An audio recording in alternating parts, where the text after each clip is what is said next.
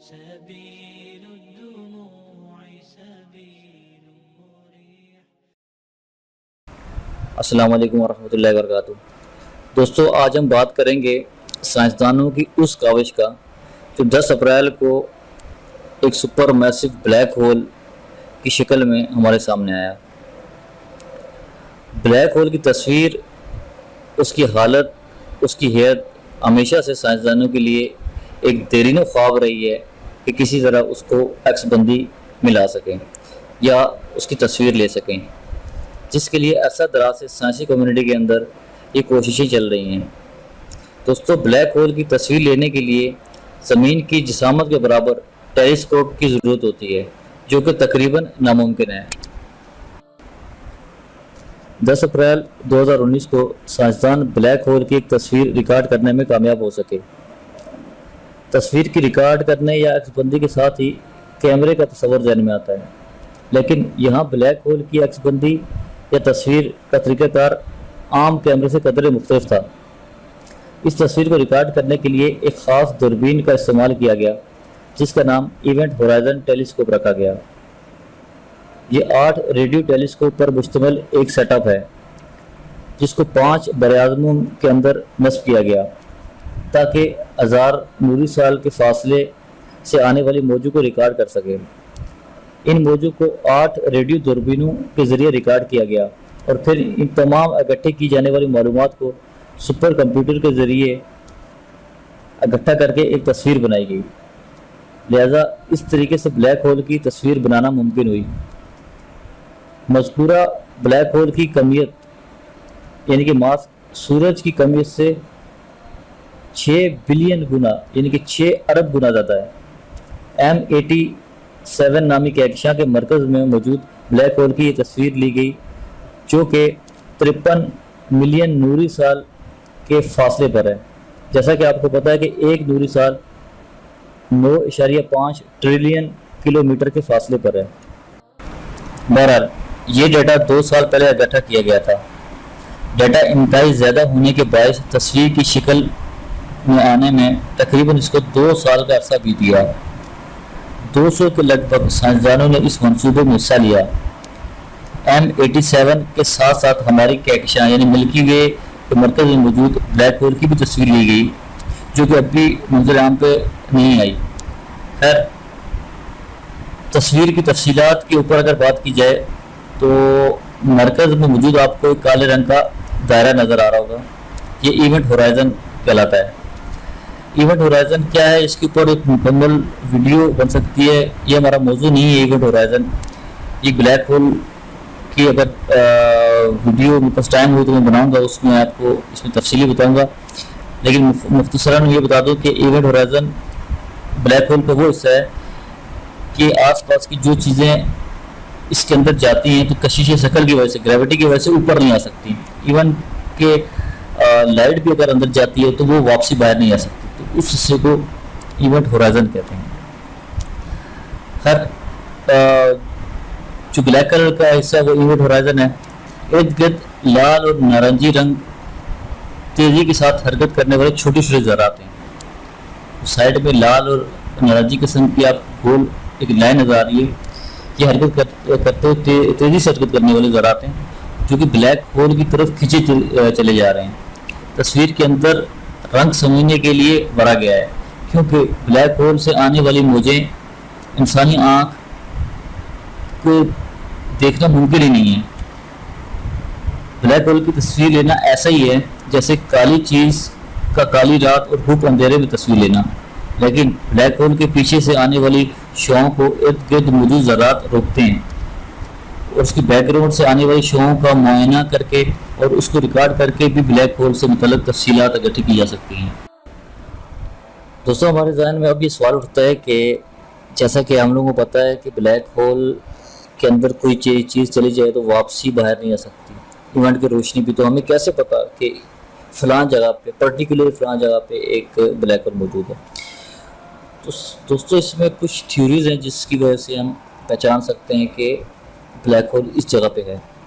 جیسا کہ ہم کو پتہ ہے کہ ہر کہکشاں کے اندر ایک سپر میسو بلیک ہول ہوتا ہے۔ ہماری اپنی کہکشاں کے اندر سیجیٹیریس اے کے نام سے ایک بلیک ہول ہے، اسی طرح ہر کہکشاں کے اندر ایک ہوتا ہے.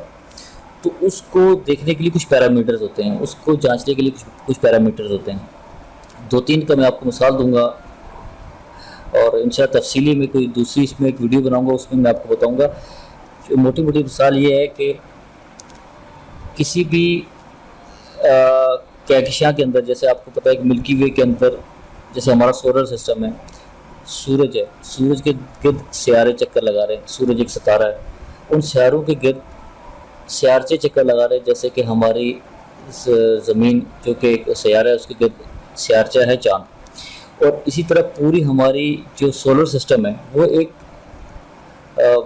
بلیک ہول، سپر میسو بلیک ہول جو ہمارا سیجیٹیریس اے ہے اس کی گرد چکر لگا رہا ہے. اسی طرح ہر کہکشاں کے اندر ایک بلیک ہول ہوتا ہے.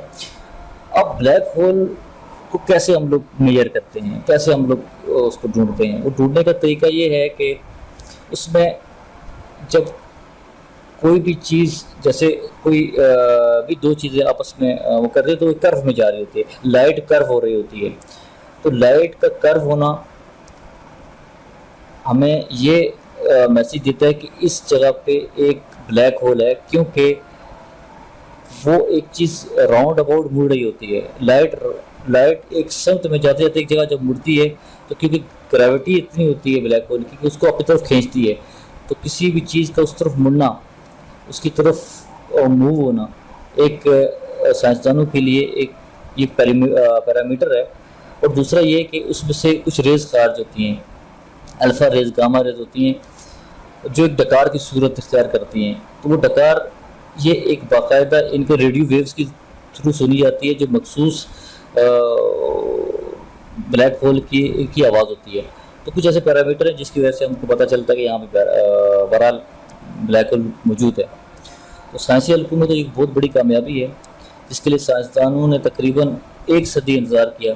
جیسا کہ ذکر کیا جا چکا ہے کہ یہ تصویر ہماری سمجھ بوجھ بڑھانے میں اہم کردار ادا کرے گی مستقبل میں. اس کے ساتھ ساتھ ہو سکتا ہے کہ یہ اسی ٹیم کو اس کاوش کے اوپر نوبل انعام بھی مل جائے، کیونکہ یہ بہت بڑی کاوش سمجھی جا رہی ہے. دوستو، خدا کی شان دیکھیے کہ کچھ اسلامی ریسرچ اسکالر اس خبر کو اس طرح دیکھ رہے ہیں کہ اللہ تعالیٰ نے اس خبر کو جو آج ڈسکور ہوئی ہے اس کو 1400 سال پہلے اپنی کتاب قرآن مجید میں پہلے سے ذکر کر دیا. قرآن مجید کی سورت الطارق میں آیت نمبر 1، 2 اور 3 میں اس کا ذکر ہے. آیت نمبر 1 سے شروع کرتا ہوں. آسمان کی قسم اور رات کو آنے والے کی، اور کچھ تم نے جانا وہ رات کو آنے والا کیا ہے؟ خوب چمکتا ستارہ، یعنی دا برائٹ شائننگ سٹار. تو دوستو یہ خدا کی شان ہے. اگر ہم لوگ جب فلکیات کا مطالعہ کرتے تو اللہ کی شان ہمارے سامنے کھل کھل کے سامنے آتی ہے کہ وہ کتنی بڑی ذات ہے، اور وہ اس کی کیا شان ہے کہ اتنی بڑی گلیکسی، اتنی بڑا ہمارا یونیورس ہے، ہم اس کو ڈسکور، اس کو ایک حصے کو بھی، ایک پوائنٹ کو بھی ڈسکور نہیں کر سکے، اور اللہ تعالیٰ نے اتنی بڑی کہکشاں بنائی. تو یہ ایک سمجھنے کی اور سوچنے کی ہمیں ضرورت ہے. تو انشاءاللہ کوشش کروں گا کہ آگے کسی اچھی ویڈیو میں آپ سے دوبارہ ملاقات ہو، اور آپ کی فیڈ بیک کا منتظر رہوں گا کہ آپ فیڈ بیک دیں. اس فیڈ بیک کو دیکھتے میں نیکسٹ ویڈیو بناؤں گا انشاءاللہ. تب تک کے لیے اجازت، فی امان اللہ.